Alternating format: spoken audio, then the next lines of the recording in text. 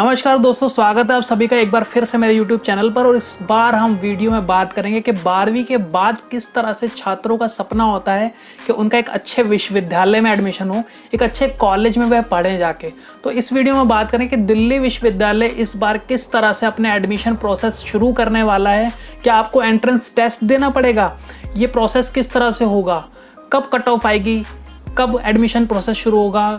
किस तरह से एडमिशन की प्रक्रिया होगी? एनसी वेब किस तरह से दिल्ली की लड़कियों के लिए एक बेहतर विकल्प है? एडमिशन पर डीयू की अपडेट्स क्या हैं? किस तरह से एडमिशन की तैयारी अभी करनी है? SC ST OBC के छात्रों को क्या ध्यान रखना है? इन सभी मुद्दों के बारे में बात करेंगे हम इस वीडियो में।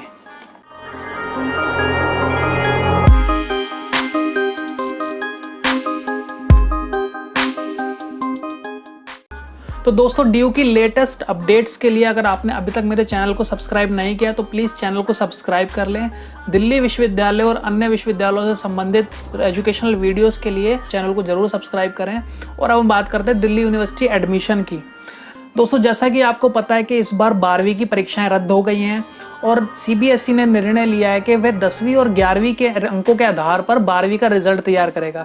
इसी दौरान सुप्रीम कोर्ट ने 24 जून को भारत के सभी राज्यों के शिक्षा बोर्डों को अपने आंतरिक मूल्यांकन के आधार पर 12वीं के रिजल्ट को घोषित करने के लिए निर्देश दिया था कि आप 31 जुलाई तक अपने बोर्डों के रिजल्ट जारी करें। दिल्ली विश्वविद्यालय एडमिशन के चेयरपर्सन राजीव गुप्ता जी ने कहा है कि इस बार के एडमिशन रजिस्ट्रेशन प्रोसेस जुलाई के तीसरे या चौथे हफ्ते से शुरू हो सकता है। आपकी जानकारी के लिए बता दें कि दिल्ली विश्वविद्यालय के अंदर लगभग 70,000 के करीब सीट्स हैं छात्रों के लिए, जिसमें पिछले वर्ष लगभग 3.5 लाख के करीब छात्रों ने आवेदन किया था एडमिशन के लिए। दिल्ली यूनिवर्सिटी ने इस बार भी निर्णय लिया है कि पिछले वर्ष की तरह ही इस बार भी ऑनलाइन प्रक्रिया होगी एडमिशन की। जो भी एडमिशन्स होंगे सब ऑनलाइन तरीके से होंगे।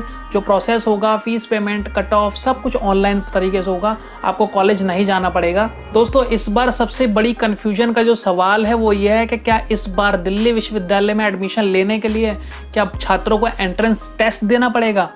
CUCET क्या है?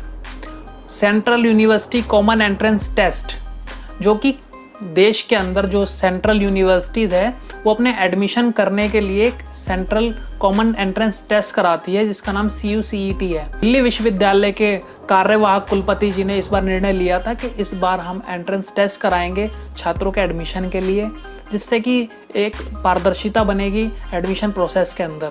लेकिन छात्रों, इस पर अभी कोई सहमति फाइनल नहीं हुई है, कोई फाइनल डिसीजन नहीं आया है कि एंट्रेंस टेस्ट होगा एडमिशन के लिए या मेरिट बेस्ड एडमिशन होंगे। लेकिन रजिस्ट्रेशन प्रोसेस जुलाई के एंड तक शुरू हो जाएगा। वर्तमान में केंद्रीय शिक्षा मंत्री जो धर्मेंद्र प्रधान जी हैं, जो अभी नए शिक्षा मंत्री बने हैं, हो सकता है कुछ अहम फैसले हों, कुछ नए फैसले हों जो इनके द्वारा लिए जाएं। दिल्ली विश्वविद्यालय के कुछ कोर्स ऐसे हैं जिसमें एंट्रेंस बेस्ड एडमिशन ही होते हैं हर वर्ष, जिसमें बिजनेस, इकोनॉमिक्स जैसे सब्जेक्ट्स शामिल हैं।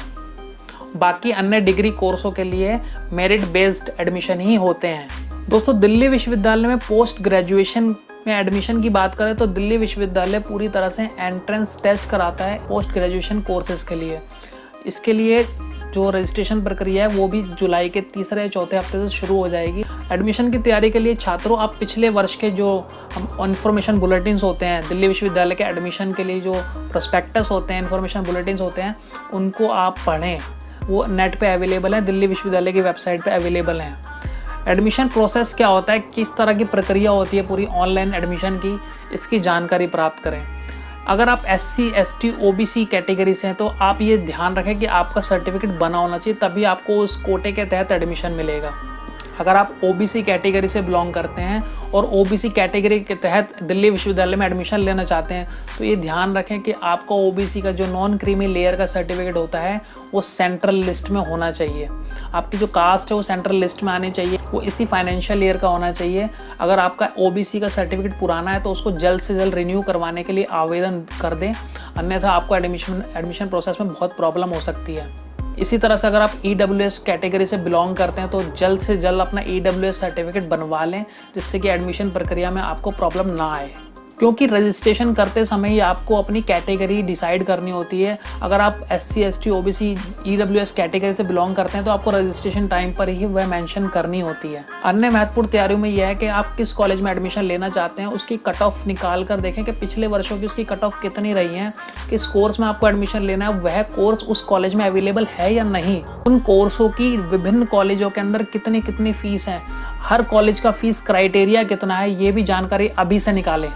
तो 2 बेसिक चीज़ों का ध्यान रखें, अपनी ईमेल आईडी और मोबाइल नंबर अपना ही रखें। जब भी आप एडमिशन करें, कहीं पे रजिस्ट्रेशन करें तो आप अपना ही मोबाइल नंबर और ईमेल आईडी डालें, क्योंकि आपको फर्दर कम्युनिकेशन के लिए कॉलेजेस इन्हीं मोबाइल नंबर और ईमेल आईडी पर कांटेक्ट करेंगे। डॉक्यूमेंट के अंदर महत्वपूर्ण होती है आपकी पासपोर्ट साइज़ फ़ोटो।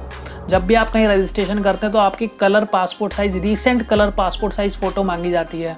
आप छात्र ये गलती करते हैं कि अपनी पुरानी स्कूल टाइम की फ़ोटो ही लगा देते हैं, जिससे कि रजिस्ट्रेशन टाइम पे आपकी फ़ोटो तो अपलोड हो जाती है, लेकिन जब कॉलेज के अंदर आपको एडमिशन दिया जाता है तो उसके अंदर आई कार्ड और विभिन्न अन्य जगह भी आपकी फ़ोटो मांगी जाती है, जिसके अंदर आपकी पुरानी फ़ोटो ही चलती रहती है। इसलिए अपनी फ़ोटो ज़रूर अपडेट करें, अभी से अपनी कलर फ़ोटो बनवा कर रखें, फिर रजिस्ट्रेशन टाइम पर और एडमिशन टाइम पर उसी कलर फ़ोटो का इस्तेमाल करें। आपके मन में एक डाउट ये होगा कि ये ऑनलाइन एडमिशन प्रोसेस दिल्ली विश्वविद्यालय का कैसे होता है। जी हाँ दोस्तों, दिल्ली विश्वविद्यालय में ऑनलाइन कट ऑफ निकाली जाती है। प्रत्येक कॉलेज की अपनी अलग कट ऑफ होती है जो ऑनलाइन दिल्ली विश्वविद्यालय की साइट पर और उस कॉलेज की अपनी वेबसाइट पर भी शो होती है। आपको पूरी प्रक्रिया एडमिशन पोर्टल पर ही करनी होती है। जिस एडमिशन पोर्टल पर आपने रजिस्ट्रेशन कराया होता है उसी पर आपको एडमिशन प्रोसेस भी करना होता है। आपको कट ऑफ के दिन अगर आप किसी कॉलेज की कट ऑफ मैच हो रही है आपके नंबरों के अनुसार, तो आपको एडमिशन पोर्टल पर जाना होता है और एडमिशन पोर्टल पर अपना वो कॉलेज सेलेक्ट करना होता है जिसमें आपको एडमिशन लेना है और वहाँ अप्लाई करना होता है। जब आप एडमिशन के लिए अप्लाई कर देते हैं तो आपका एप्लीकेशन स्टेटस है वह शो होने लगता है अप्लाई।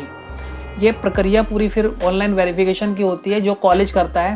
24 घंटे के अंदर अगर सब कुछ सही रहता है तो 24 घंटे के अंदर आपका जो स्टेटस है वो चेंज हो जाता है और वहाँ लिख कर आ जाता है कि application is approved by principal, मतलब कॉलेज के प्रिंसिपल ने आपकी एप्लीकेशन अप्रूव कर दी है। तो इसके बाद फीस पे करने के लिए आपका पोर्टल इनेबल हो जाता है। जैसे आप फीस पे कर देते हो तो आपका एप्लीकेशन स्टेटस जो होता है वो कंफर्म शो हो जाता है। तो अब हम बात करेंगे दिल्ली विश्वविद्यालय के non collegiate women's education board के एडमिशन के बारे में। जिन छात्रों ने अभी फाइनल ईयर के एग्ज़ाम दिए हैं और वो पीजी में एडमिशन लेना चाहते हैं तो उनकी जानकारी के लिए मैं बता दूं कि नॉन कॉलेजिएट की पीजी की कक्षाएं सिर्फ 8 फैकल्टी में आयोजित की जाती हैं। विभिन्न जो 27 centre non collegiate women education board के चल रहे हैं वहाँ पर पीजी की क्लासेस मतलब MA MCOM की क्लासेस नहीं होती हैं, ना ही कोई कॉलेज इस तरह की कक्षाएँ करवाता है। ये जो पीजी क्लासेस होती हैं और पीजी एडमिशन होते हैं ये सिर्फ और सिर्फ 8 फैकल्टी जो ट्यूटोरियल बिल्डिंग है non collegiate women education board का हेड ऑफिस है नॉर्थ कैंपस में। NCVEP के लिए अलग से रजिस्ट्रेशन नहीं होता है। जो छात्र रेगुलर कॉलेज के लिए रजिस्ट्रेशन कराते हैं वही छात्र non collegiate women education board में एडमिशन के लिए भी एलिजिबल होते हैं। महत्वपूर्ण बात यह है कि ये non collegiate women education board केवल और केवल दिल्ली के छात्रों के लिए है। दिल्ली की जो लड़कियां हैं ये उनके लिए 100% रिजर्वेशन करता है। NCVEP पर विस्तार से बात करने के लिए मैं अगली वीडियो में आपको इन्फॉर्मेशन दूंगा, तो अगली वीडियो का इंतज़ार करें जिसमें मैं NCVEP से जुड़ी सारी जानकारी आपको दूंगा। तो छात्रों, एडमिशन से रिलेटेड सभी अपडेट्स के लिए बने रहिए मेरे चैनल पर। अगर आपने अभी भी चैनल को सब्सक्राइब नहीं किया है तो प्लीज़ चैनल को सब्सक्राइब कर लें। वीडियो अच्छी लगी हो तो वीडियो को लाइक करें और इसी तरह की वीडियोस जो इन्फॉर्मेटिव वीडियोस हैं दिल्ली विश्वविद्यालय से रिलेटेड, IGNOU से रिलेटेड, अन्य विश्वविद्यालय और कॉम्पिटिटिव एग्ज़ाम से रिलेटेड और महत्वपूर्ण इन्फॉर्मेशन से रिलेटेड इन्फॉर्मेशन लेने के लिए आप जुड़े रहिए मेरे चैनल पर। धन्यवाद।